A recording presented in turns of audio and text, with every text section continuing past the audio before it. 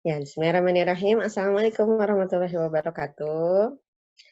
Apa kabar sahabat Bundok? Semoga semua selalu biasa sehat ya sekeluarga.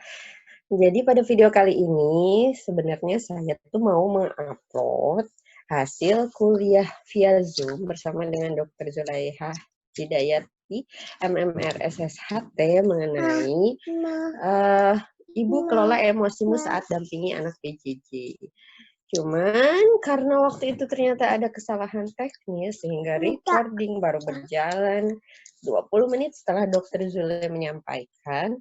Makanya saya di sini mau menyampaikan ulang video yang 20 menit sebelumnya. Jadi supaya audiens sahabat tidak pada bingung ketika melihat video ini. Jadi saya prolognya saya mengulangi dulu apa yang Dokter Zule sampaikan. Slide.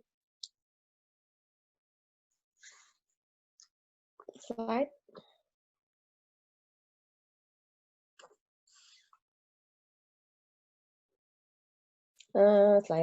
sebelumnya. Nah, setelahnya. Nah. Jadi kemarin itu Dokter Zule itu menyampaikan bahwa kan waktu itu ada cerita kasus ya yang seorang ibu di daerah Banten gitu kan yang menganiaya anak sendiri sampai meninggal padahal anaknya baru kelas 1 SD dengan alasan katanya anaknya itu susah diajari belajar online. Jadi kalau dari Dokter Zule kemarin sebenarnya nggak mungkin alasannya itu cuman itu gitu. Jadi kalau misalnya cuma anak nggak bisa belajar online atau susah untuk memahami pelajaran online, paling emosinya itu cuman segini ya, cuman misalnya level 2.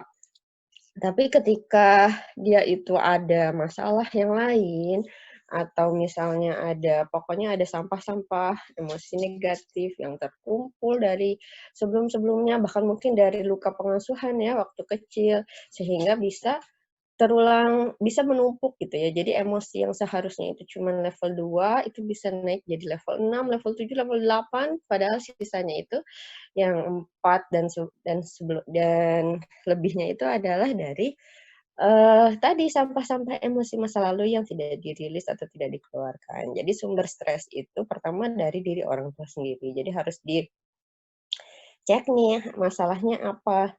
Kok bisa misalnya yang harusnya emosinya cuma level 2 jadi naik level 6 dan ke atas itu ya, jadi tinggi sekali.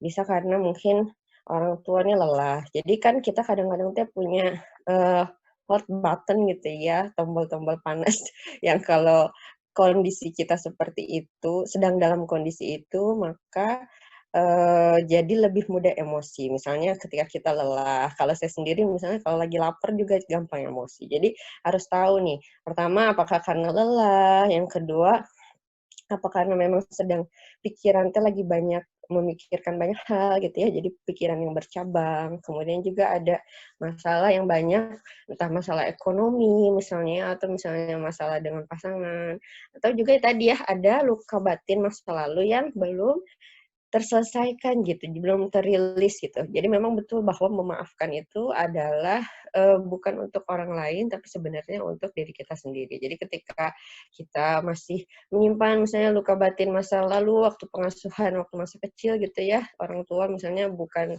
yang penuh cinta, tapi adalah trauma-trauma waktu masa kecil gitu ya, atau juga misalnya ketika remaja, atau misalnya ketika sudah menikah kemudian dengan pasangan, nah itu juga berpengaruh terhadap level emosi, orang tua sendiri gitu ya.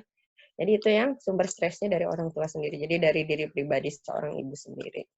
Kemudian yang kedua bisa dari anak ya, jadi anaknya memang mungkin, unik gitu ya, jadi lebih lebih lebih agresif atau misalnya lebih sulit untuk diatur gitu ya, atau memang pemahamannya tuh nggak secepat orang lain memang ya, mungkin dia cara belajarnya yang orang tua belum tahu ya.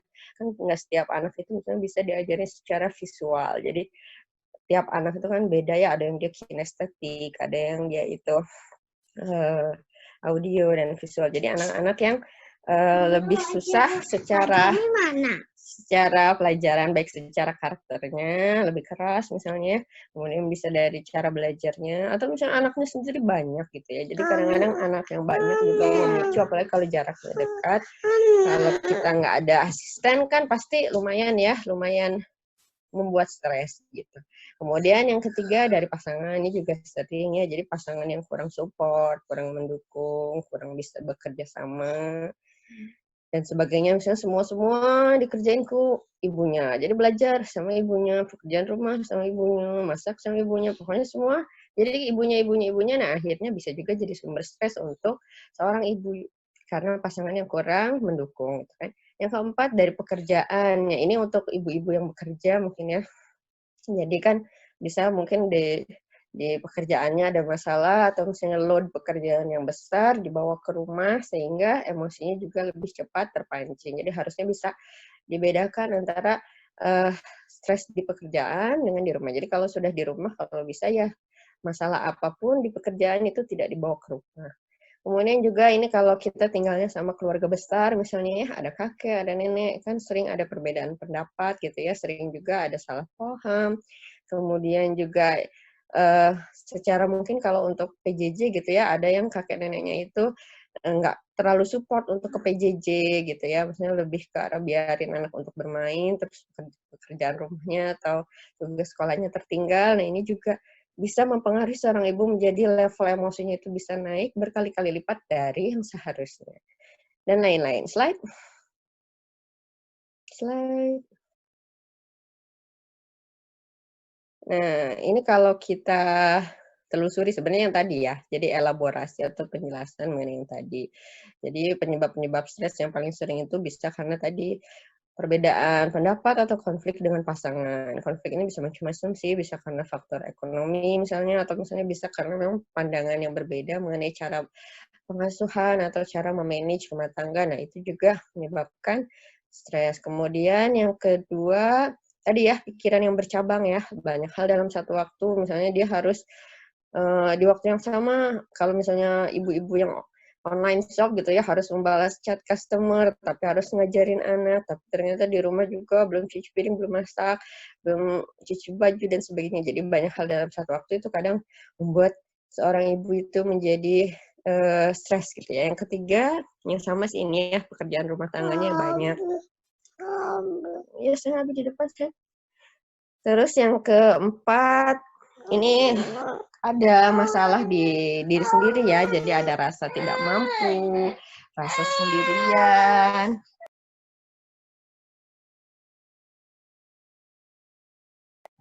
Ya maaf, jadi ada iklan. Ini perasaan-perasaan yang ada di dalam diri seorang ibu sendiri gitu ya. Ini biasanya ya karena ada masalah luka batin atau sampai emosi negatif yang belum terilis gitu ya, belum terselesaikan. Jadi perasaan yang merasa tidak mampu karena segitu banyaknya pekerjaan dan merasa diri sendiri ini tidak mampu. Kemudian merasa sendirian, kurang support ya.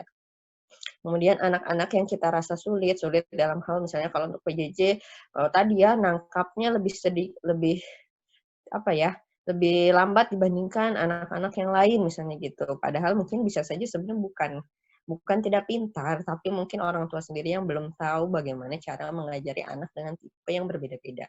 Kemudian juga yang tadi ya, anak yang kurang menerima, maksudnya yang tadi lebih sulit untuk diberi masukan, lebih lebih cenderung untuk kontra dengan orang tua gitu ya. Yang tadi kurang dukungan juga. Jadi dukungan dari keluarga besar, dukungan dari suami. Slide. Nah, bagaimana sih supaya stresnya ini terilis dengan baik gitu ya? Karena kalau misalnya tidak diselesaikan, tidak dirilis gitu ya, tidak ada penyaluran emosi yang tepat, itu nanti dia akan menumpuk seperti gunungan sampah yang suatu saat itu bisa meledak dengan stimulus yang sebenarnya itu bukan stimulus yang parah gitu ya. Kayak kemarin yang cerita orang tua yang membunuh anak itu kan mungkin sebenarnya kita nganggap, ih remeh banget sih ngajarin anak, nggak bisa aja anaknya sampai dimatiin gitu ya.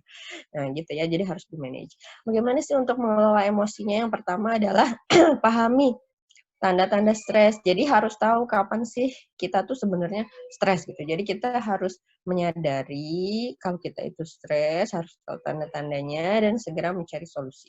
Nah, solusinya apa? Yang kedua bisa dilakukan time out gitu ya. Time out untuk diri kita sendiri yaitu melakukan meditasi, relaksasi, mengingat Allah untuk yang muslim gitu ya.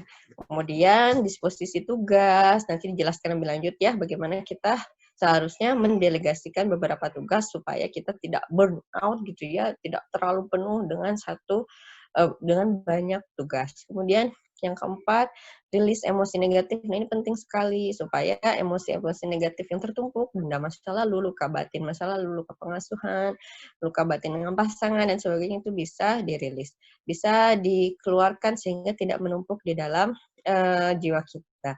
Yang kelima, berpikir positif. Slide. Nah, jadi harus dipahami bahwa kita itu stres gitu ya. Jadi ada tanda-tanda burnout nih. Parental burnout itu adalah merupakan kumpulan keluhan yang disebabkan stres yang terus-menerus dalam jangka waktu yang lama ketika kita berperan sebagai orang tua. Jadi memang menjadi orang tua ini tidak gampang ya. Mungkin hamilnya gampang gitu ya. Tapi mendidik anak itu sangat susah dan jangka panjang. Kondisi ini juga dapat memicu kelelahan fisik. Jadi ada tanda-tanda stres fisik gitu ya, mental dan emosi. Bahkan kalau dibiarkan bisa berujung kepada depresi untuk sekitar 30% orang. Jadi harus hati-hati nih kalau dibiarkan ya. Sering misalnya ada kan yang berita ibu membunuh anaknya, ada semuanya, kemudian lalu dianya bunuh diri. Nah, itu udah beberapa kali ya kejadian seperti itu. Itu pasti ibunya depresi. Mungkin dia merasa aduh nggak bisa nih jadi ibu yang baik, nah daripada anaknya menderita terus anaknya akhirnya dibunuh semua dan dia sendiri bunuh diri. Nah ini sudah tanda-tanda depresi ya, ketika sudah suicide, ada pikiran bunuh diri bahkan bunuh anak-anaknya baru dia bunuh diri. Slide. Jadi harus dipahami jangan sampai kalau ada tanda-tanda stres jangan dibiarkan. Jadi gejalanya apa sih kalau kita stres itu? Yang pertama frustasi, merasa tidak pantas sebagai orang tua, kemudian sering melampiaskan emosi pada anak atau anggota keluarga yang tadi ya, jadi misalnya perkaranya remeh tapi emosinya tuh levelnya udah level tinggi, nah itu biasanya karena stres yang bertumpuk. Kemudian timbul anggapan bahwa semua yang dilakukan sebagai orang tua itu selalu salah, jadi merasa bersalah ya, ada rasa bersalah. Kemudian merasa tidak dihargai, baik sebagai ibu, ayah, istri, maupun suami. Jadi kalau di kita mungkin sebagai ibu ya, dan istri. Kemudian yang kelima, rasa kesal, rasa benci pada anak. Mungkin ketika anak-anak itu menurut seorang ibu susah untuk diatur gitu ya, tidak menurut dan sebagainya, timbul rasa kesal dan benci kepada anak tersebut. Sehingga apa yang dilakukan anak tuh selalu di mata kita tuh salah dan pengen kita marahin. Terakhir itu menjauhkan diri dari anak dan anggota keluarga, bahkan ingin melarikan diri. Mungkin itu udah yang tingkat lanjutnya ya, jadi pengen kabur dari rumah atau bahkan pengen bunuh diri. Slide. Slide, slide, slide, slide. Nah, slide sebelumnya. Nah, ini solusinya, salah satunya solusi yang pertama adalah time out gitu. Jadi ada waktu kita untuk jeda gitu ya. Jeda dari segala hiruk-pikuk yang membuat stres tadi. Jadi harus time out. Nah, di time out ini sudah masuk sebenarnya nanti ke penjelasan Dr. Zula ya. Jadi prolog dari saya mungkin sampai sekian karena nanti dari time out sampai selanjutnya itu nanti sudah ada videonya, sudah ada recordnya di Zoom via Zoom kemarin. Sekian prolog dari saya. Terima kasih sudah menonton, like, subscribe, and share ya kalau misalnya memang dirasa video ini lumayan bagus nih atau rekomendasikan ke sahabat-sahabat ibu-ibu yang lain yang mungkin ternyata emosinya juga meledak-ledak ketika mendampingi anak PJJ supaya jangan ada lagi ibu-ibu yang depresi gitu ya, darah tinggi dan sebagainya dan jangan ada lagi anak-anak yang teraniaya, terbuli oleh orang tuanya sendiri karena masa PJJ gitu. Allah alam bisawab, sekian video kali ini. Assalamualaikum warahmatullahi wabarakatuh. Memberikan jeda ke kita sendiri ya. Ini time out-nya beda sama time out ketika lagi marah besar ya. Yaitu ada yang buat marah besar juga. Misalnya lagi emosi berlebihan kita juga time out. Nah, pas stres juga kita bisa time out. Nah, time out itu kita berikan waktu untuk kita bisa meditasi. Kalau orang non-muslim kan bilangnya meditasi ya. Kalau muslim mah ya sholat aja lah gitu. Kita udah ada sholat buat meditasi. Ada relaksasi kita sambil zikir mengingat Allah. Nah itu time out-nya kita. Jadi coba ingat Allah lagi, coba tenangkan diri lagi, coba udah untuk melepas semuanya, kemudian fokus menikmati nafas kita, rasakan rasakan keluar. Jadi caranya seperti inilah. Jadi duduk dengan tenang, kita tarik nafas, keluarkan nafas, kemudian rasakan nafasnya semakin jelas, kita rasakan dia masuk ke tubuh kita, keluarkan nafasnya. Kemudian nanti syukuri setiap nafas yang kita hirup, terus kemudian kita zikir mengingat Allah. Nah di sana ketika kita sudah ingat Allah, kalau keimanan kita kuat, insya Allah hati menjadi tenang. Nah gitu, jadi stresnya ikutan menurun. Kita lupakan dulu semua beban yang ada, insya Allah lebih tenang. Kemudian itu langkah kedua. Kemudian yang lain, sarannya adalah ketika kita ada tugas, disposisikan tugas. Misalnya kita lagi PJJ nih, udah burn out ya, kita butuh time out. Itu tugasnya kan gimana? Kalau saya over, Abi minta tolong ya. Aku mau istirahat dulu. Jadi kerja sama. Jadi ketika kitanya ini ya titip ke suami kita. Terus misalnya, aduh nggak bisa nitip, lawang saya single parent gitu ya. Atau misalnya suami saya keluar kota gimana mau nitip. Ya ini yang kita disposisikan bukan tugas PJJ-nya, tugas rumahnya. Misalnya apa? Misalnya masak, pesen GoFood, cucian, laundry gitu. Terus kemudian tugas kantor, nyari kenalan gitu, kerjainlah ini ada yang harus diketik, pengetikin gitu misalnya. Disposisikan tugas itu seperti kita tadi ya, mobil ada barang 1 ton, kemudian sebagian beban itu kita over sama orang lain gitu. Karena sebenarnya mendampingi anak itu lebih utama dari tugas-tugas yang lain. Jadi tugas-tugas yang lainnya over, kita dampingi anak kita, sehingga lebih ringan gitu. Kalau semua pekerjaannya kita ingin ideal, menyelesaikan semua, sedangkan kita harus PJJ ini sebenarnya ala homeschooling juga kan gitu. Ya nggak bisa, kita atur-atur. Jadi selama kita belum lancar PJJ-nya, over-over aja tugasnya. Termasuk kalau saya sendiri, mungkin saya pernah share ke Teh Dwi ya, saya punya asisten pribadi gitu. Jadi saya punya asisten pribadi, saya bayar gitu. Kemudian saya create bisnis di situ sehingga bisnisnya bisa membiayai si asisten pribadi itu sendiri. Kemudian saya bikin grup antara suami saya, kakak-kakaknya. Jadi kami tuh saling ngingetin gitu. Jadi saya kerja sama-sama si kakak yang udah lancar PJJ-nya, terus sama suami, sama asisten itu, bahkan sama pembantu rumah tangga juga. Jadi kita kerja sama, yuk pangingetin dia, ini mau ke sekolah, nyiapin bajunya apa segala macam. Jadi resikonya sebagai maksudnya kalau saya kan wanita bekerja ya, dan kemudian dengan saya beraktivitas, jadi konsekuensinya kalau saya pribadi saya punya asisten pribadi. Kalau teman-teman mungkin yang tidak sepadat banget aktivitasnya, mungkin cukup asisten rumah tangga, bikin satu tim grup gitu, kemudian tim sukses PJJ misalnya, kerjasama dan over-overkan tugas yang kira-kira kita masih bisa nyaman lah untuk bisa ada waktu dan energi untuk fokus ke PJJ. Karena memang butuh energi yang cukup besar, megang anak tuh beda sama masak, itu lebih ringan ya. Kenapa? Karena masak kan nggak akan teriak-teriak gitu. Iya, betul, Dok. Masak Benda bisa hidup kita ini, atur, Dok. tapi kalau anak-anak, benda hidup gitu. Oke, selanjutnya manajemen stres yang cepat. Kalau udah emosi banget tuh, langsung rilis emosi negatif. Jadi ketika tadi meditasi, relaksasi, ingat Allah, hese-hese teuingnya, mungkin salah satu kendala untuk kita tuh bisa ikhlas, tenang, nyaman gitu ya, bahagia. Itu salah satu kendala yang menyebabkan kita sulit sekali untuk, saya nggak bisa tenang-tenang ya. Itu penyebabnya emosi negatif tadi yang kepancing keluar, yang seperti kayak mau meledak gitu ya, kayak mau gunung meletus. Nah itu pakailah teknik rilis emosi, jadi pakai save. Jadi kalau udah mau burn out banget, itu tuh ketika seorang emosi itu ada ada kelainan di otaknya, ada aliran tubuh yang tidak lancar kalau dia mau akupunktur, dan itu membuat perasaan kita sangat tidak nyaman dan emosinya sangat-sangat memenuhi perasaan dan pikiran kita. Nah, ketika diketuk di titik-titik save, itu otomatis bisa rilis sendiri. Nanti bisa dilihat di gambar di agak slide-slide akhir ya.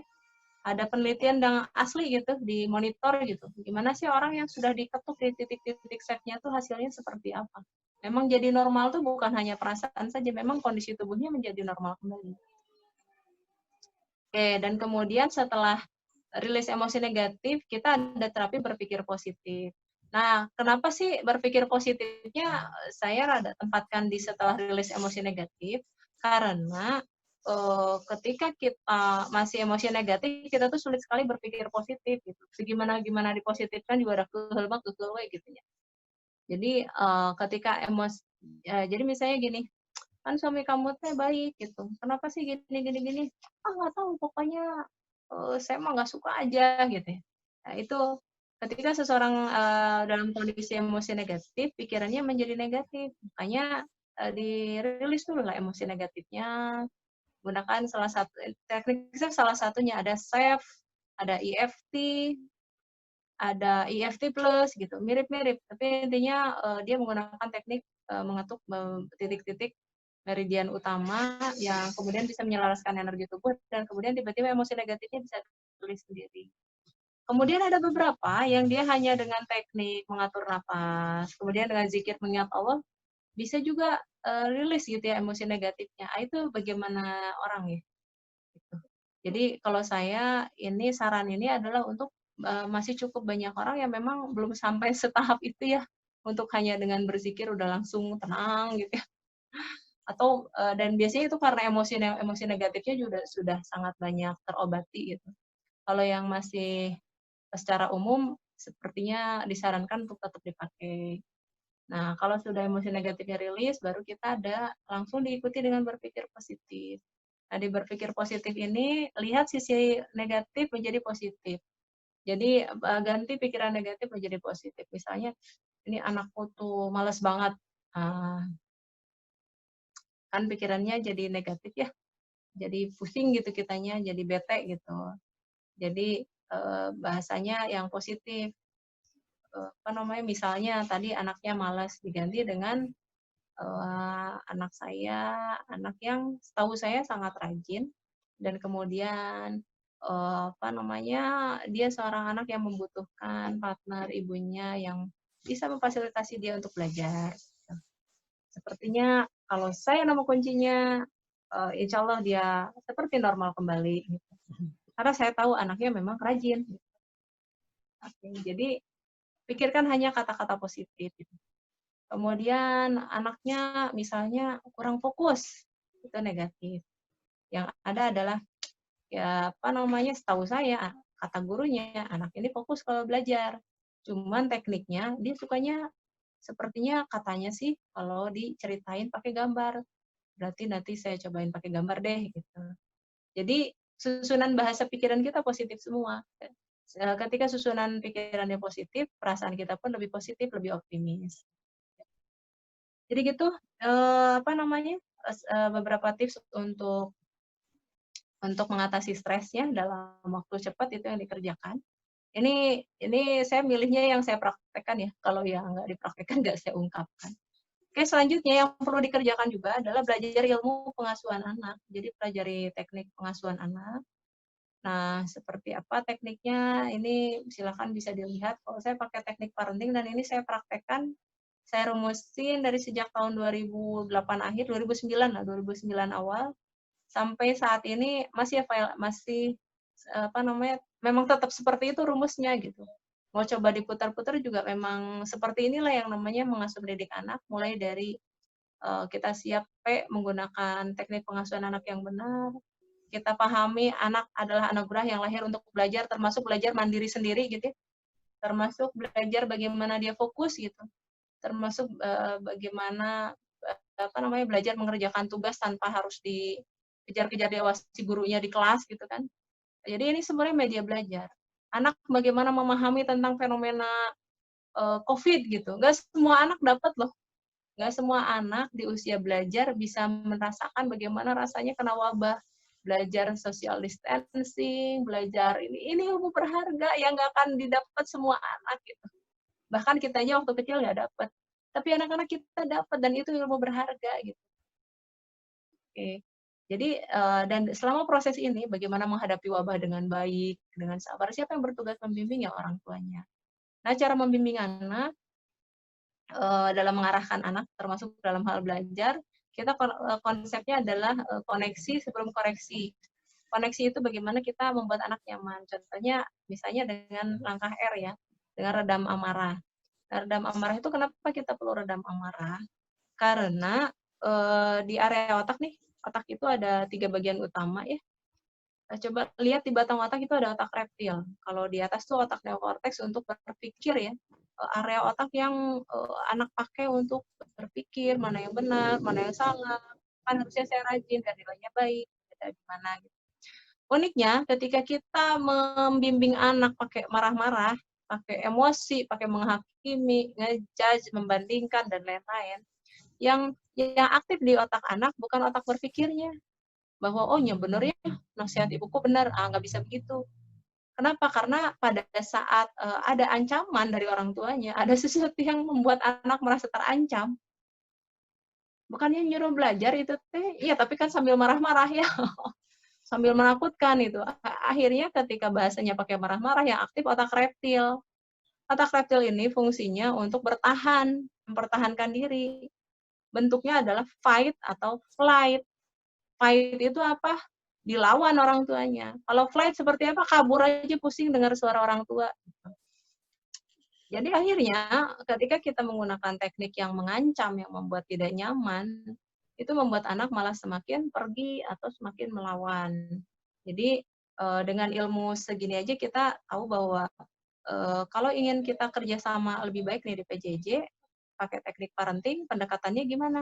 Satu, kelola emosi supaya mendekati anak dengan tidak mengancam, dengan tenang, redam kemarahannya, empati mendengarkan, notifikasi pembicaraan dan tindakan, pilih kata dan tindakan yang menunjukkan bahasa cinta ke anak, sehingga anak tuh nyaman sama orang tuanya, senang dekat-dekat orang tuanya. Kenapa? Ya bikin nyaman, banyak bahasa cinta.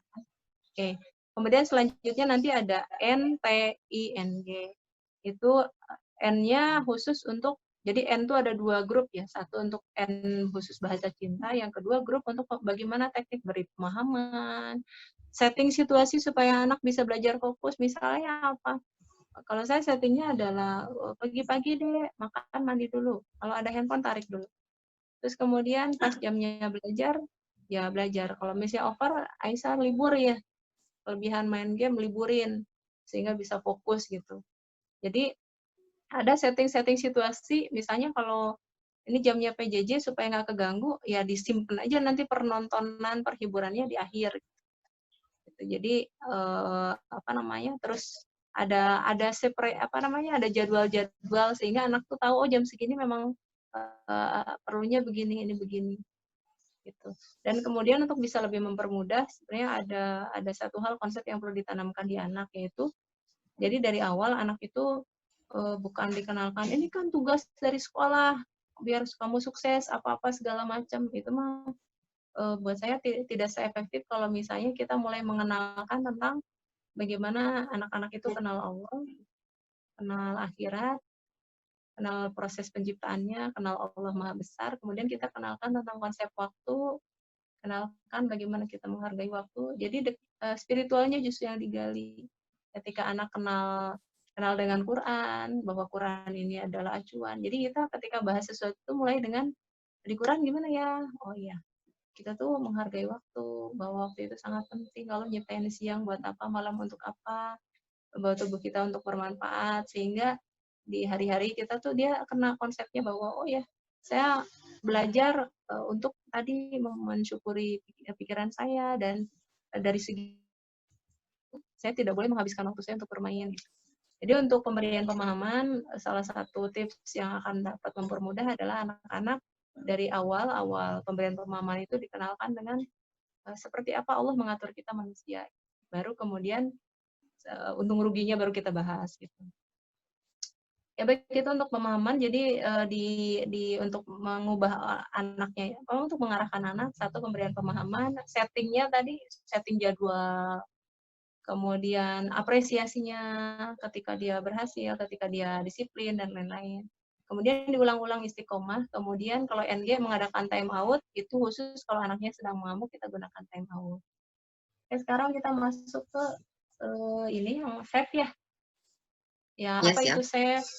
Oke. Nah, boleh dilihat. Jadi teman-teman, SAFE itu apa? Spiritual Emotional Freedom Technique. Nanti bisa di-share ya yang teknik SAFE Dr. Zule yang ada di ruang dokter. Oh, linknya siap dong. Oke, jadi SAFE ini lihat kita bermain dengan titik-titik meridian. Jadi ini ilmu yang sudah udah zaman dahulu kala udah tahu gitu. Jadi ada orang yang menemukan bahwa dengan mengetuk titik-titik meridian ini bisa mengobati emosi negatif. Oke, lihatin selanjutnya. Dan ini akhirnya dicoba oleh Dr. Andre. Dia monitor nih, ada seseorang yang normal tuh otaknya seperti ini, pakai EEG. Kemudian digitize, jadi bisa muncul gambarnya gitu. Kemudian selanjutnya ketika dia gelisah, tiba-tiba ada kecemasan, gambaran otaknya berubah. Boleh dilihatin lagi yang merah-merah itu. Next. Nah, ini orang yang cemas itu seperti ini, ada perubahan di tubuhnya gitu.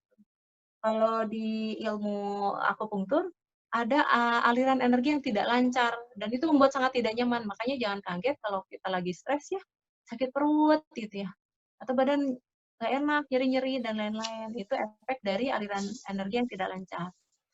Oke, dan ternyata di otaknya juga berubah. Nah, setelah di-save, ini pakai EFT ya, tanpa doa ya. Next. Jadi yang versi tanpa doa aja gitu, ternyata dengan 4 sesi itu kanan kiri kanan kiri kanan kiri kanan kiri, itu ternyata area merahnya berkurang. Kemudian setelah 8 sesi semakin berkurang lagi, dan setelah 12 sesi gambaran merahnya, aktivitas yang abnormalnya sudah hilang semuanya. 12 sesi itu hitungannya kalau satu sesi itu sekitar 2 menit, sekitar 24 menit. Makanya kalau disarankan set itu sekitar 5 sampai 30 menit untuk sampai kira-kira kita sampai sedekat mungkin ke normal. Oke, baik, demikian sharing tentang kelola emosi dalam PJJ. Semoga bermanfaat. Angga silahkan kalau tanya jawab.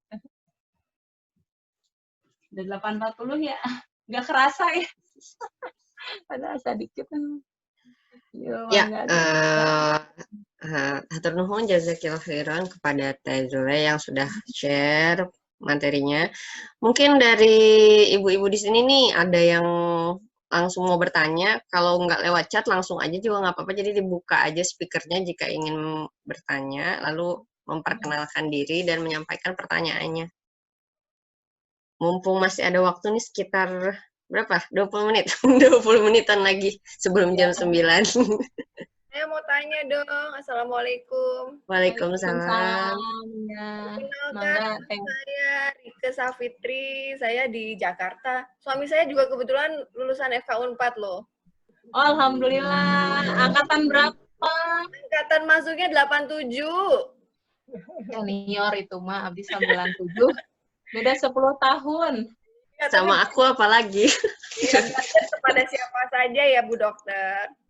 Iya. Ini Bu Dokter tadi waktu awal itu disebutkan salah satu penyebab stres itu katanya luka batin lama yang dilupa-lupain gitu ya. Saya tuh nggak tahu nih, kan ini membaca satu-satu nih penyebabnya ya. Kalau ada luka batin itu emang harus diapain sih? Kalau jangan dilupain tuh lantas diapain Dok ya? Di emotional cleansing, istilahnya gitu. Kalau di pelatihan SAFE bilangnya personal peace procedure. Kami diminta untuk mencari 50 emosi negatif yang ada dari dulu sampai sekarang, dibersihin satu-satu. Kalau udah nyampe 50, biasanya dia jadi pribadi yang damai.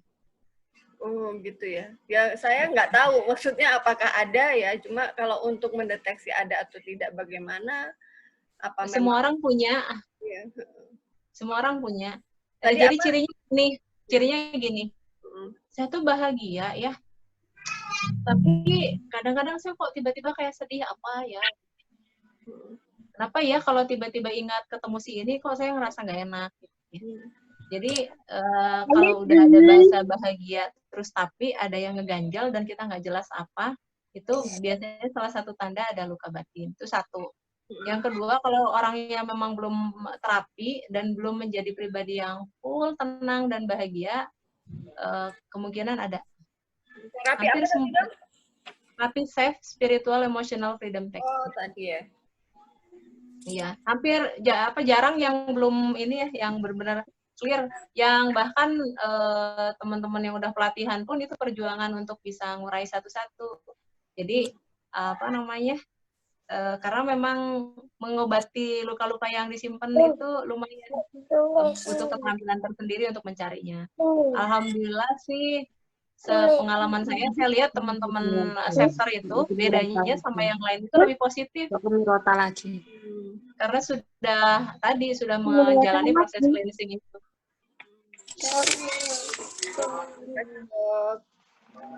Iya, orangnya lebih damai. Jadi kalau misalnya nih single pengen nyari calon, kalau calonnya chapter biasanya orangnya sudah ini hatinya sudah lebih damai, jadi aman gitu, nggak akan emosian gitu, insya Allah.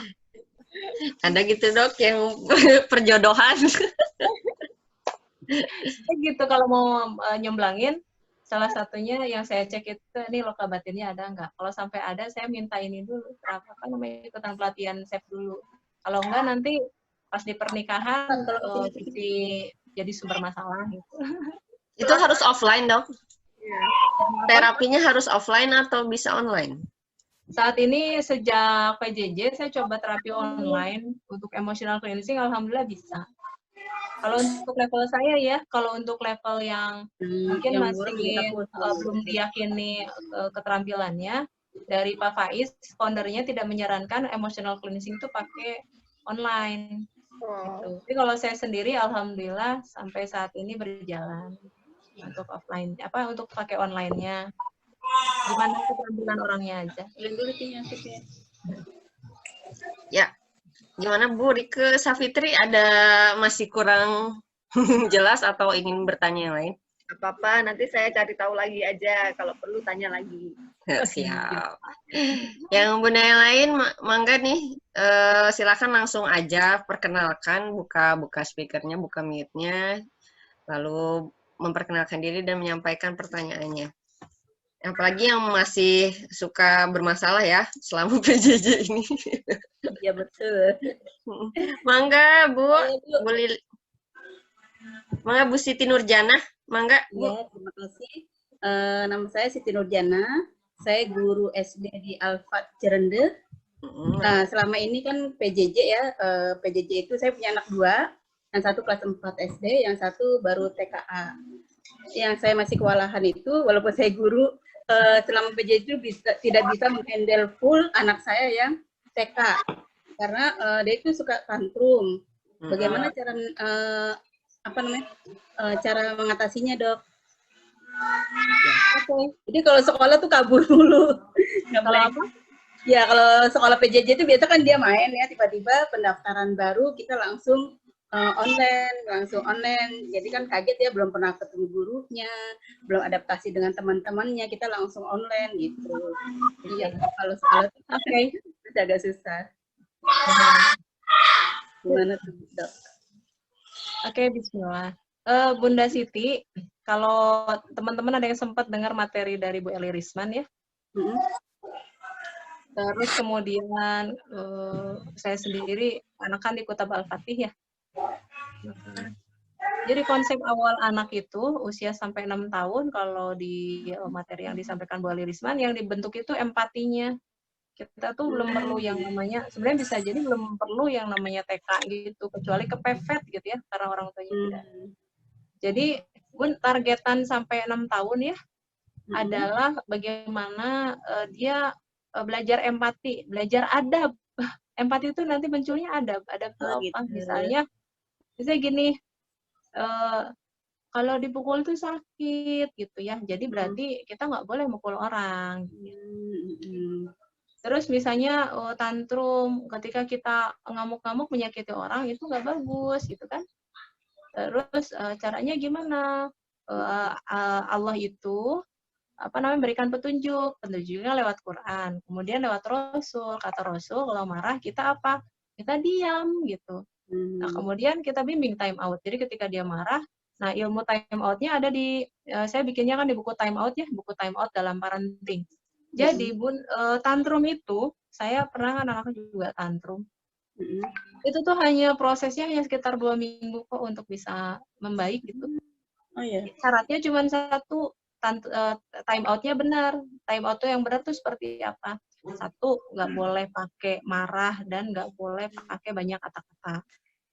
Jadi kitanya harus tenang. Nggak mungkin kita nenangin anak kalau kitanya nggak tenang kan. Ya, betul. Kemudian jangan banyak kata-kata. Kenapa? Kalau orang lagi marah otak reptil aktif. Kalau kita ngomong yang kepancing adalah otak reptilnya. Jadi debat kusir. Jadi kalau time out itu tidak pakai marah-marah. Suara nggak boleh tinggi, karena time out itu bukan menghukum, bukan memarahi. Time out itu hanya bilang, kamu tenangin diri dulu. Tenang. Gitu kan. Kemudian nanti ada selanjutnya kita ketika nge-time out nggak boleh ragu. Ragu tuh misalnya ketika anaknya lari nggak jadi time out, nggak boleh lari, dikejar lagi, maaf, tenangin diri dulu. Balikin sampai ya awal-awal 5-10 kali masih wajar lah. TK itu ya 5-10 kali awal-awal. Tapi biasanya yang kedua, ketiga, dan seterusnya cuman lari sekali balikin lagi udah beres. Atau cuman maksimal 3 kali itu bisa. Nah, kemudian time out jangan di kamar mandi, dikerem pula gitu ya. Bahkan nyimpen di kamar pun tidak boleh dikunci pintunya. Pintunya dibuka. Terus jangan ada game. Jangan ada pengalih gitu ya. Kemudian berapa lamanya itu ada aturannya juga. Kan 2 kali umur anak ya. Gitu. Kemudian yang unik, time out ini tidak bisa dikerjakan kalau itu kan time out itu proses perubahan ya. Kalau koneksinya belum benar. Kalau kita ngerjain time out, koneksinya belum benar, itu liatin deh anaknya nanti akan apa yang dikerjakan. Iya, enak, aku mau biarin di sini aja, mama biarin, sok aja. Aku mau yang penting nggak mau belajar. Nah, itu salah satu ciri anak yang belum connect sama orang tuanya, sehingga ketika di time out, dia malah ngalelewe. Atau kalau enggak, ketika di time out, dia merasa sangat menderita, sehingga akhirnya dia gerjedug-jedugan kepalanya ke dinding. Jadi, time out itu dikerjakan dengan bekal kita koneksi dulu. Nah, uniknya, tadi ya, tentang tantrum, terus kemudian ternyata time out itu harus kedekatan dulu. Kemudian ketika anak mau kerja sama, ternyata bonding. Jadi tugas utama, Bun, udahlah, nggak usah terlalu mikirin idealisme, wah harus nyampe gimana tuh PJJ, yang penting dia sekolah, ya. Pokoknya kamu anak TK, ada temennya, mau belajar sok nggak juga, ya kita atur-atur. Tapi yang lebih penting buat si anak TK adalah bagaimana dia bisa nyaman sama orang tuanya. Jadi cara nyaman gimana, bahasa cintanya, everyday kita bisa main, bisa muji dia, bisa berkreasi, kita bikin kue yuk bareng-bareng gitu ya. Gitu. Jadi setiap hari mendingan kita targetnya adalah bagaimana kita membuat anak kita nyaman dengan tetap kita menanamkan adab pelan-pelan. Caranya gimana? Kenalkan Allah, kenalkan bahwa Allah itu Maha Penyayang, kemudian Allah menitipkan dia ke kita, dulu kita mengandungnya gimana, dan kita tuh sayang sama dia. Kemudian Allah tuh menciptakan petunjuk, menceritakan tentang itu, sehingga nanti satu yang ditanamkan adalah bagaimana mereka punya kasih sayang, punya penghormatan ke Allah, punya penghormatan juga ke orang tuanya. Itu yang dikuatkan setiap hari. Demikian, Bun. Semoga bermanfaat ya. Amin. Terima kasih, Dokter. Ya, happy aja lah. Ya, betul. Sekarang happy dulu sama anaknya. Kalau udah mereka happy, dibawa kemana juga gampang. Iya, betul. Dan happy-nya nggak mahal kok, cuma beliin martabak. Sama dikasih senyum, mau main bareng. Itu anak saya. Silahkan yuk, udah 851 ya. Ya, mangga masih ada mungkin bisa 2 pertanyaan lagi jika masih ada Bunda yang mau bertanya secara live ya, secara langsung. Boleh saya bertanya? Iya, mangga Bu Kartika. Tidak open video ya, mohon maaf sedang menyusui. Iya, nggak apa-apa, Bun. Iya, begini, Dok, saya pengajar juga sebetulnya ya. Tapi saya biasa mengajar mahasiswa begitu. Nah, terus sekarang di PJJ ini saya mengajar anak begitu ya, anak kecil lah, anak SD. Iya. Nah, saya alhamdulillah bisa berbagi tugas dengan ayahnya begitu. Nah, tapi yang sering dikeluhkan anak saya itu begini. Ibu, kalau ngajar itu jangan galak dong, matanya jangan melotot, terus suaranya nggak boleh kenceng-kenceng. Nah, saya itu kan kebiasaan kalau mengajar itu apa ya, maksudnya berapi-api, bersemangat begitu ya. Saking bersemangatnya kadang saya memang mungkin wajah saya memang bukan sangar juga ya, maksudnya emang begini gitu melotot. Saya udah bilang berkali-kali sama anak saya bahwa ya emang begini mukanya ibu teh, nggak bisa digimana-gimanain lagi gitu. Terus ibu mesti kayak gimana dong kalau ngajar gitu kan, jadinya agak-agak aduh mesti kayak gimana ya gitu kan, biar sebenarnya anak tuh nggak takut aja sih sebenarnya gitu. Tapi alhamdulillah sih kalau masalah yang lain nyaman, cuman saya pengen apa ya, mengubah bahwa suara saya yang tinggi itu bukan karena marah, mata saya yang melotot itu bukan karena marah begitu loh. Itu gimana? Terus kemudian yang kedua, kalau bisa tadi kan sebetulnya intinya itu ada pada safe ya. Nah, itu kalau boleh dipraktekkan seperti apa begitu, sedikit aja praktisnya, apa namanya, agar kita bisa relaksasi diri begitu. Seperti itu Dok, barangkali pertanyaan saya. By the way, saya ini ada kerja sama juga sama FK Unpad sih sebenarnya. Satu instansi lah. Ya udah, makasih Dok. Iya, terima kasih sama-sama Bu. Ini mah dua pertanyaan ya, dua pertanyaan. Yang pertama, mungkin saya jawabnya pakai pengalaman ya. Saya zaman dulu boro-boro juga bisa lucu-lucuan gitu sama anak-anak. Jadi saya terbawanya tiis gitu karena saya juga apa namanya, emang terbiasa dari kecil juga nggak banyak bercanda, banyak yang apa namanya, yang seperti ala-ala guru TK sekarang gitu. Dan ketika belajar parenting, uniknya kan di parenting itu ada teknik mendongeng kan, ada teknik bercerita gitu. Dan akhirnya itu semua bisa dipelajari gitu.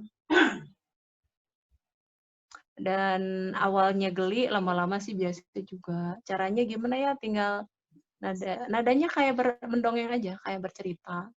Kayak kadang-kadang saya kayak ngelamun gitu, deh kalau ini gimana ya, gitu ya, wajah kita kayak gimana ya, kayak sedikit agak mengikuti usia mereka gitu. Nanti untuk cari inspirasinya gampang, tinggal buka-buka aja tuh di TK, kemudian latihan. Kemudian ketika misalnya kita masih, ya tapi udah susah ya, gimana, tinggal berusaha aja, anak tahu kok kalau kita udah berusaha. Sedikit turunin nada suaranya, kemudian wajah kita tadi mulai belajar seperti cerita, seperti mendongeng, itu akan lebih nyaman buat anak-anak. Gitu. Jadi kalau formal banget, anak-anak nggak terlalu suka. Jadi senangnya mereka kayak cerita, kayak dongeng, kayak temen gitu. Jadi agak beda. Nah, ini yang perlu dibedakan adalah gini. Ada cerita seorang TNI gitu ya, tentara gitu. Mau jangan bilang TNI, tentara gitu. Dia tuh nenemin ke anaknya, kamu tuh harus disiplin. Ketika salah dihukum, ketika ini. Ternyata anak yang hasil dibesarkan seperti itu mentalnya kurang kuat gitu. Loh kok bisa kurang kuat? Justru saya bikinnya itu supaya kuat. Kenapa? Karena anak ketika dia masih kecil, dia butuh untuk yang diajari adalah merasa disayangi, merasa dicintai, dan merasa dihargai. Ketika anak tumbuh besar dengan dia penuh dengan merasa dicintai, dihargai, dan itu sumbernya adalah dari orang tua ya. Jadi kalau anak yang dibesarkan oleh orang tua yang membuatnya merasa dicintai, merasa disenangi, gitu, merasa berharga, itu tuh mentalnya kuat, sehingga ketika dia dewasa, dia masuk ke Polri, dia masuk ke TNI, dibentak-bentak kuat, tenang, saya orang yang berharga. Siapapun yang menekan saya orang berharga. Orang tua saya mencintai saya dengan sepenuh hati. Kata ibu saya orang yang berharga gitu. Gitu Bun, jadi di sini ada satu efek ketika kita akhirnya bisa mengubah wajah bahasa tubuh kita menjadi bahasa yang lebih loving gitu, yang lebih friendly gitu. Itu penting untuk masa depan kejiwaan anak-anak kita menjadi mental yang kuat. Jadi sedikit saja, silakan kita belajar bersama-sama. Saya juga masih belajar. Oke, itu kemudian tentang safe.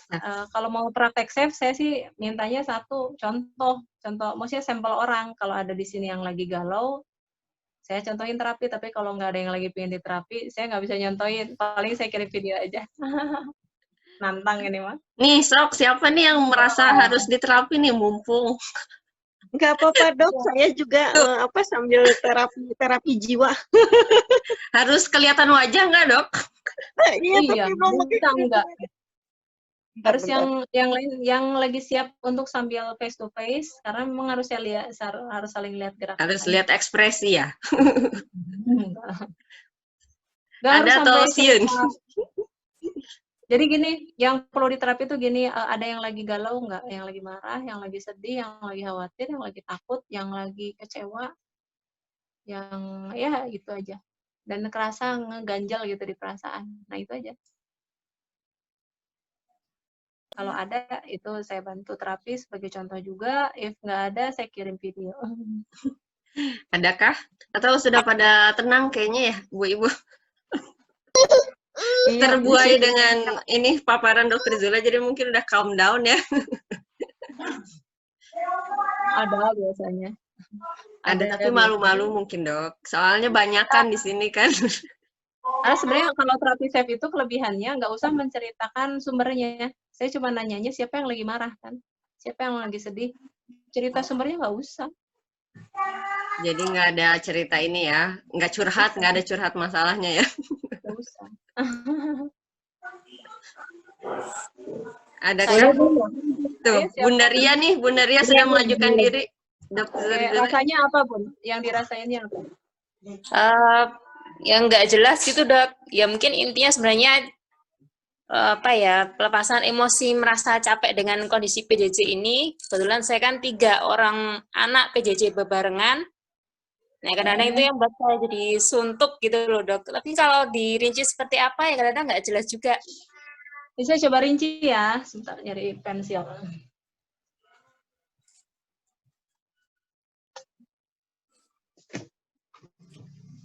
Lelah ya? Iya, Dok, mungkin itu. Jadi rasanya kemarin lebih pada ke fisiknya, rasanya kayak orang apa ya, nggak enak badan, kayak apa ya, kalau bahasa Jawanya itu gregesi gitu loh, Dok. Kalau bahasa Sundanya nggak tahu itu. Oke, itu fisik, Bun. Tapi sumber dari fisik itu ada emosi. Jadi yang dicari emosinya. Jadi kalau kita ngobatin misalnya orang sakit mah, ternyata mahnya gara-gara dia stres, ya jangan diobatin mahnya, tapi obati stresnya. Stresnya apa? Oh, saya kesel sama suami, gini. Nah, itu kesalnya misal ya. Jadi yang ini kan PJJ ya. PJJ ini kerasa lelah. Yang bikin lelah tuh apa? Kayaknya kesel deh sama anaknya, misalnya ya. Kesel kenapa? Ih, susah-susah banget gitu ya, misalnya. Nah, dicari rasanya apa, Bun? Misalnya kesel, misalnya khawatir, misalnya takut, gitu. Nah, dicek satu-satu. Ada kesel. Kesel ya. Keselnya ke anak yang mana? Ke siapa ya?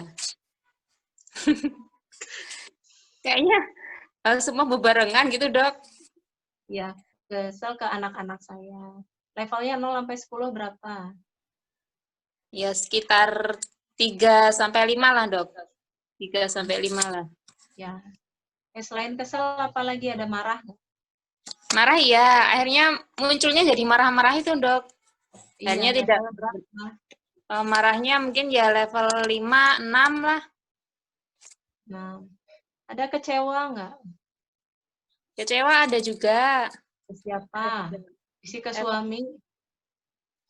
Ada juga, Dok. Mungkin sekitar level 6-7 lah. Itu kecewanya ke anak apa ke suami? 6-7? Ya anak, ya suami juga. Ya, dipisah, Bun. Kalau terapi self tuh sumbernya beda-beda, beda ini. Kecewa ke anak level berapa? 5, Dok, 5. Kecewa ke suami level berapa? Suaminya 5 lah, 5. 50-50 lah, Dok. 50-50. Kan tadi gabungan jadi 7, Dok. Oh iya. Kalau marah ke suami level berapa? 5 lah, Dok. 5. 5. Oke, antara ada sedih ya? Sedih ada juga, Dokter. Ada. Level berapa? Sedihnya lebih berapa ya? 7. 7. Khawatir ada level berapa? Khawatirnya level 4 lah, Dok. 4. Oke. Di antara kesel, marah, kecewa, sedih, khawatir ke anak-anak yang paling kerasa apa? Di sini sih angka yang paling tinggi itu sedih. Apa Iya, benar sedih. sedih yang paling terasa? Oke, sedih. Sedihnya karena apa?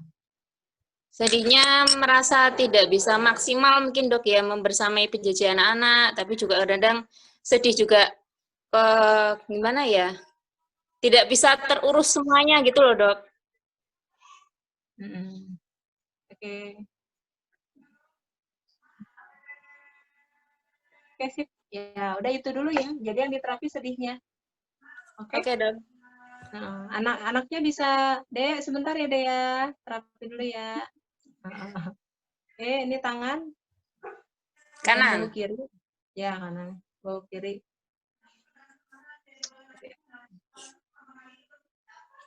Sedih Gaizal.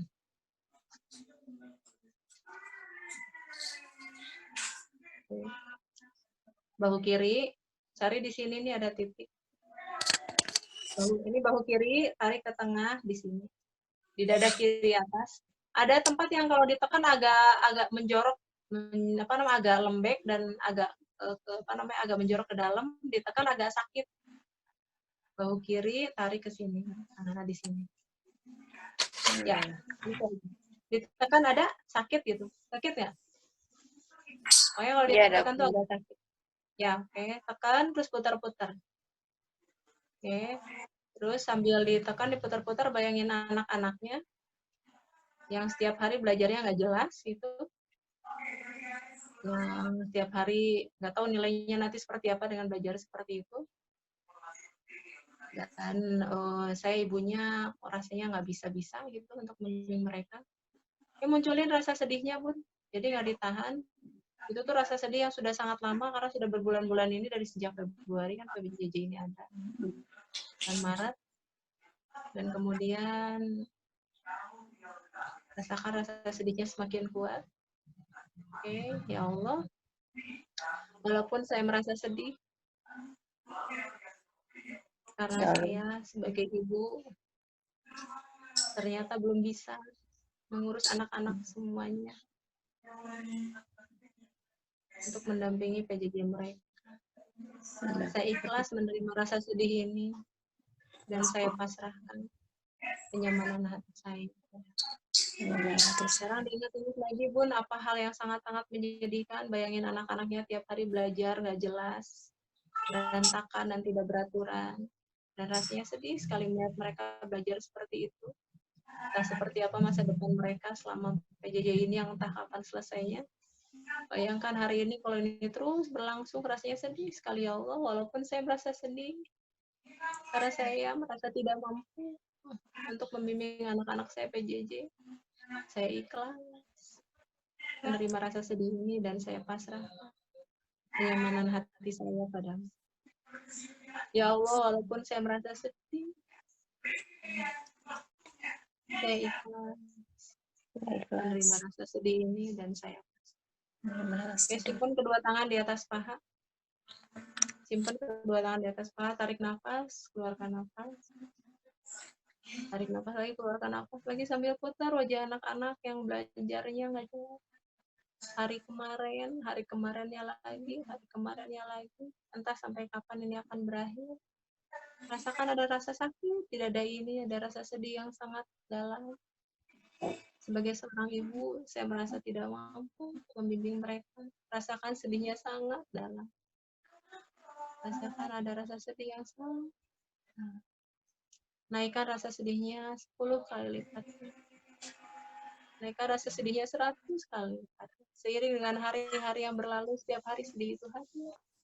Karena tidak ada hari yang sempurna. Semuanya anak-anak tidak optimal dalam menjalani PJJ ini. Oke, sekarang pinjam tangannya lagi. Tangannya lagi, ya. Puncak kepala. Ya Allah, tangan kanan, ya Allah, saya.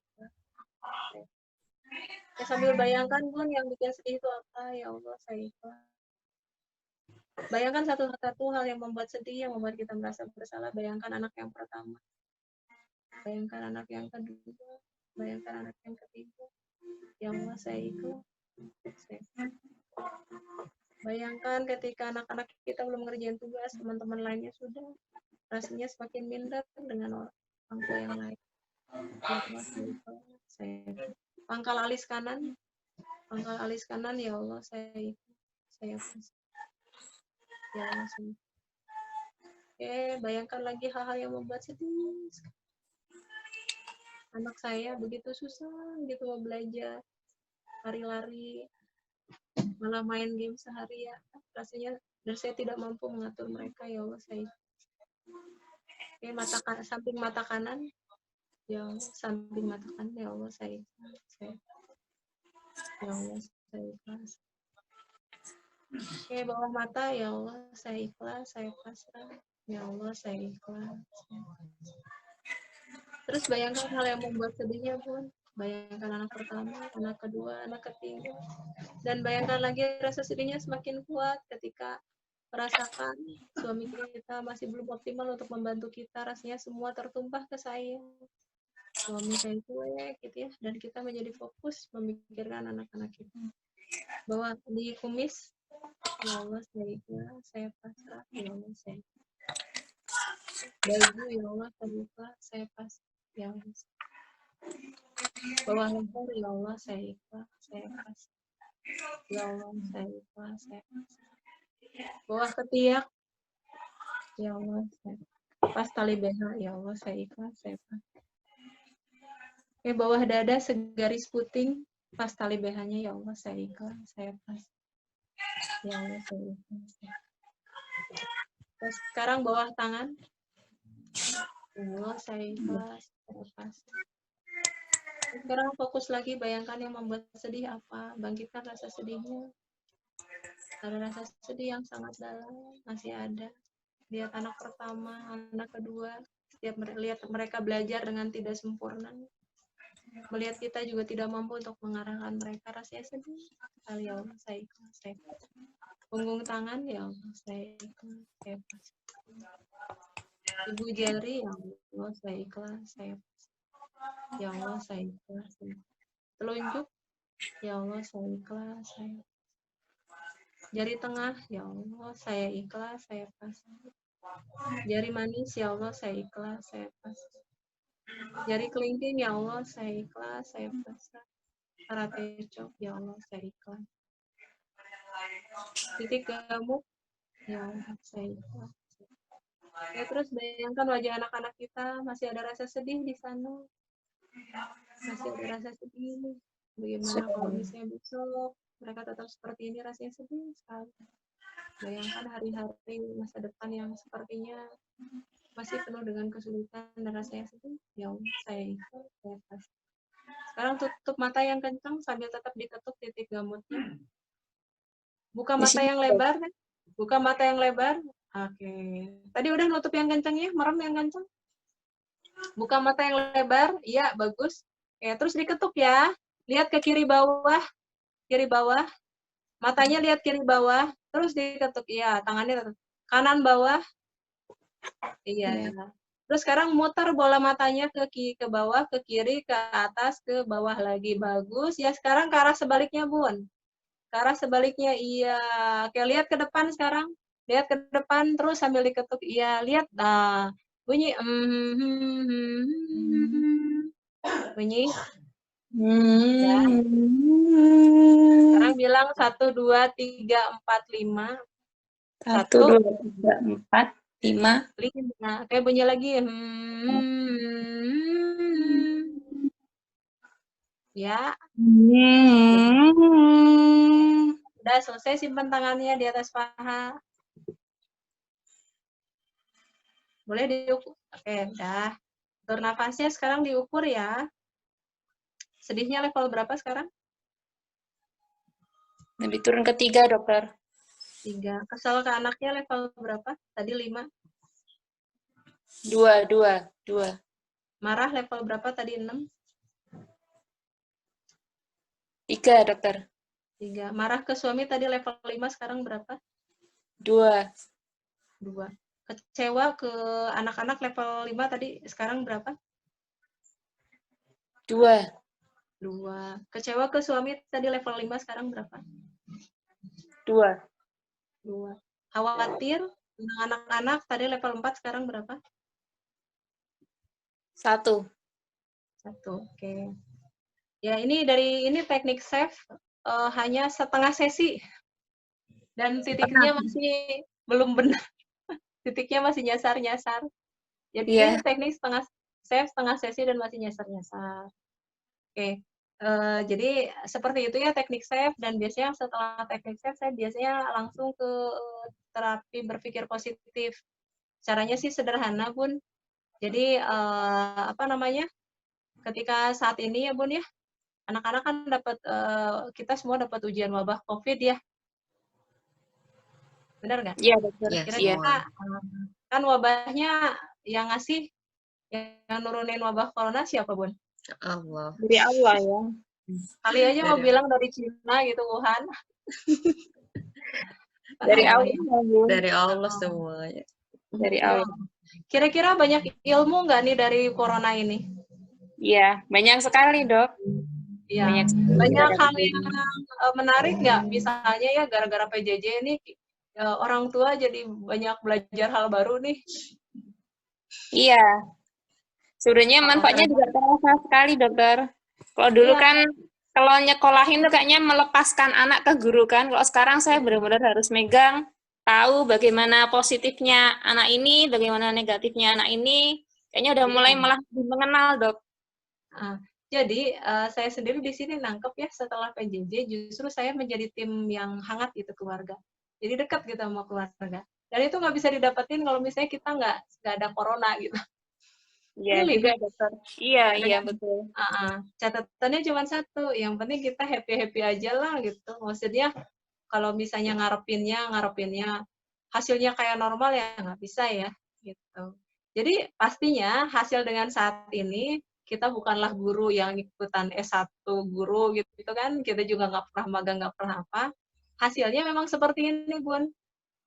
Hasilnya adalah bukan seperti output guru, tapi hasilnya adalah kita dicatat oleh anak-anak sebagai seseorang yang mendampingi mereka belajar. Dan itu sudah cukup. Gitu. Hasilnya seperti apa, insya Allah rata-rata ya sebegitulah. Jadi santai aja. Iya, Dok ya. Yang lain juga gitu berarti ya, Dok? Ya kalau kesel sama anak-anak ya ngapain kesel ya, memang nggak mudah gitu. Mau marah sama anak-anak ya ngapain marah juga lah, memang nggak mudah lah, beda. Saya bukan lulusan S1 guru gitu misalnya ya. Saya nggak pernah magang juga, nggak pernah apa. Kadang kepancing, Dok. Kepancing ngelihat anak orang bagus gitu. Kok anak orang udah bisa begini, kok anak saya belum gitu. Apalagi kalau Zoom kan kelihatan banget ya. Jadi kalau Zoom tuh kan kayak yang kalau bersama-sama anak orang lain, terus gurunya bertanya-tanya gitu tuh kayak yang, ih kok kamu nggak bisa jawab, anak yang lain bisa gitu. Jadi membandingkan ya. Uniknya gini, ini tentang begini ya. Saya tuh punya anak beda-beda. Yang satu tuh agak anteng diem gitu ya, tapi dia pintar. Yang kedua itu aktif, yang ketiga aktif. Saya nggak bisa ngebayangin ya kalau semua ya ketika Zoom tuh semuanya tipenya rame semua. Kayaknya kayak kita deh, kayak punya temen ya, semuanya rame, nggak ada yang ngedengerin gitu ya. Jadi tipe pendiam itu adalah tempat di mana orang yang berbicara merasa dihargai. Kebayang nggak? Iya, betul. Dan diam itu bukan berarti tidak pintar, karena yang tipe-tipe diam itu dia ngamatin gitu, dan mereka sebenarnya menganalisis di pikirannya. Gitu. Jadi di dunia ini semuanya ada tempatnya. Yang diem banyak bekerja ada tempatnya. Yang banyak ngomong tapi nggak tahu apa-apa cuma jadi MC pinter ada tempatnya gitu ya. Jadi misalnya, anakku tuh nilainya jelek-jelek tapi pinter ngomong, sukses ada tempatnya gitu. Jadi yang perlu kita lakukan adalah meyakinkan pada diri kita, karena kalau kita nggak yakin, kita nggak bisa yakinin anak-anak kita. Anakku tuh pintar, titik gitu ya. Kamu mah bisa ngiris bawang aja nanti jadi pengusaha bawang goreng, gampang. Nanti ada ilmu brandingnya, ada ilmu apanya. Bawang goreng kita bisa lebih laku karena ya ada ilmunya kok untuk itu. Jadi ketika kita memberikan standar itu, memberikan standar yang tidak adil untuk anak kita yang berbeda dari yang lain, saat itulah kita akan stres. Termasuk memberikan standar kita disetarain sama guru, yang nggak bisa lah. Sudahlah, standarnya adalah kita sendiri. Ketika kita sudah level berapa, standar kita kita gimana caranya untuk naik, kita gimana caranya. Jadi biar acuannya diri kita sendiri. Tiap hari kita hanya berusaha untuk menjadi lebih baik untuk diri kita sendiri.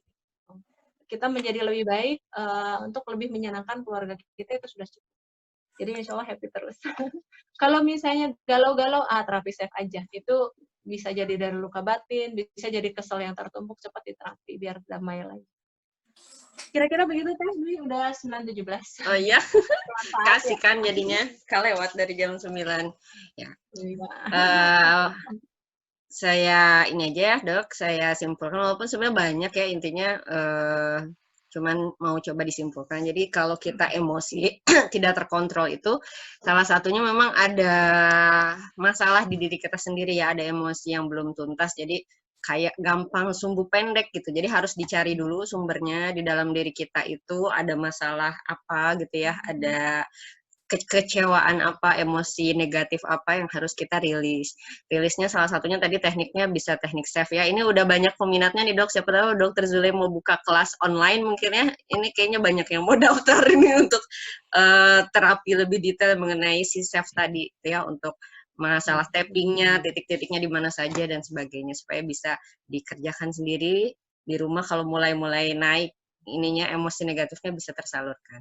Kemudian juga menurunkan ekspektasi ya pada intinya ya. Jadi jangan sampai kita tuh berharap semahir guru dalam mengajar. Jadi memang kita punya keterbatasan. Jadi harus diterima, harus legowo lah kalau kita ini emang segini bisanya gitu ya. Dan anak kita juga begitu gitu ya. Jadi jangan over ekspektasi. Kalau kita ekspektasi terlalu tinggi, stresnya makin gede gitu. Jadi menurunkan standar, menurunkan ekspektasi. Dan mudah-mudahan mah pandemi mah sementara ya Dok ya, nggak selamanya lah mudah-mudahan. Insya Allah nanti mah balik sekolah lagi seperti biasa. Jadi disabar-sabarin aja, ya nggak usah ngeharap terlalu tinggi. Insya Allah nanti terkejar ketika pandemi berlalu gitu ya. Anak kita insya Allah bisa sekolah seperti biasa, bisa mengejar ketertinggalan yang karena gurunya orang tuanya gitu. Wallahualam bisawab, karena dari waktu juga insya Allah nanti materi slide dari Dr. Zule akan diposting di WA group ya, dan mungkin nanti ada link-link juga ya, termasuk tadi link video save ya Dok ya, untuk yang mempelajari di rumah, nanti ada dikasih link video YouTube-nya juga. Mudah-mudahan diskusi kita malam ini berkah, bermanfaat. Kita tutup bersama dengan membaca hamdalah, alhamdulillahirabbil alamin.